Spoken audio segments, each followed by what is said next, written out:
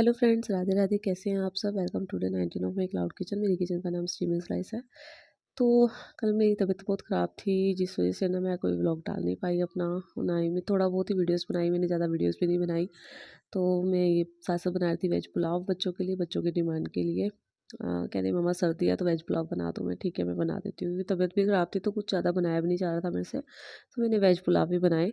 और साथ साथ मैंने बनाया मोमोज़ का कॉम्बो। और इसके साथ साथ ना मुझे कस्टमर का कॉल आया एक। वो मुझे कह रहे कि ना हमने 2 प्लेट ऑर्डर किया हुआ था और हमें ना 1 ही पार्सल रिसीव हुआ है। तो मैंने बोला, मैं कहा ऐसा तो नहीं हो सकता, भैया तो दोनों लेके गए थे यहाँ से। तो वो कहते नहीं नहीं, हमें ना मैम 1 ही पार्सल रिसीव हुआ है। हमें लगा कि उसके अंदर 2 है, वो पेमेंट भी लेके चले गए हैं और हमें पार्सल भी रिसीव नहीं हुआ। तो कस्टमर मेरे लिए बहुत ही वैल्यू करते हैं, चाहे वो कोई भी हो, क्योंकि मैं मेहनत कर रही हूँ और जो मंगा रहा है उसको, उसके घर में कोई ना कोई गेस्ट आ सकता है या कोई पार्टी हो सकती है या किसी भी पर्पज़ से कोई मंगाता है। अगर मैं भी मंगाती हूँ कुछ बाहर से तो कोई ना कोई पर्पज़ होता है मंगाने का सामान को।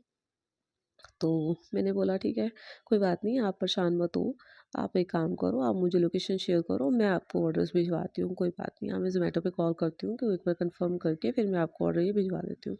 तो कस्टमर बहुत ही पहले तो पोलाइट, बहुत बहुत ही पोलाइट था और बहुत ही अच्छा था। उन्होंने बोला कि नहीं नहीं, आप कहाँ आओगे, आप अपना रेस्टोरेंट देखेंगे कि मेरे पास आएँगे या फिर कैसे करेंगे आप? मेरे को कोई बात नहीं है, आप एक काम करो, आप लोकेशन तो भेजो, मैं देखती हूँ मैं क्या कर सकती हूँ आपके लिए। तो उन्होंने मुझे अपनी लोकेशन भेजी व्हाट्सएप के थ्रू और मैंने देखा तो वो नियर अबाउट 2 ढाई किलोमीटर के दूर था मेरे मेरे घर से। तो मैंने उनको बोला, मैंने कहा कोई बात नहीं, आप वेट करो, मैं आपको ऑर्डर जो है वो भिजवा रही हूँ।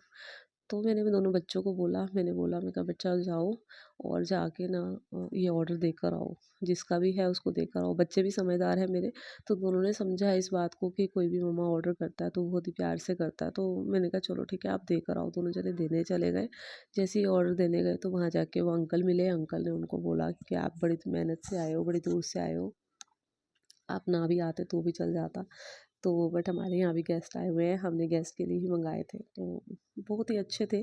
तो कहते हम थैंक यू सो मच बोला उन्होंने, वो बहुत ही पर्सनली विजिट करने के लिए बोला। तो बच्चे कहते कोई बात नहीं अंकल, इसमें कोई थैंक यू की बात नहीं है।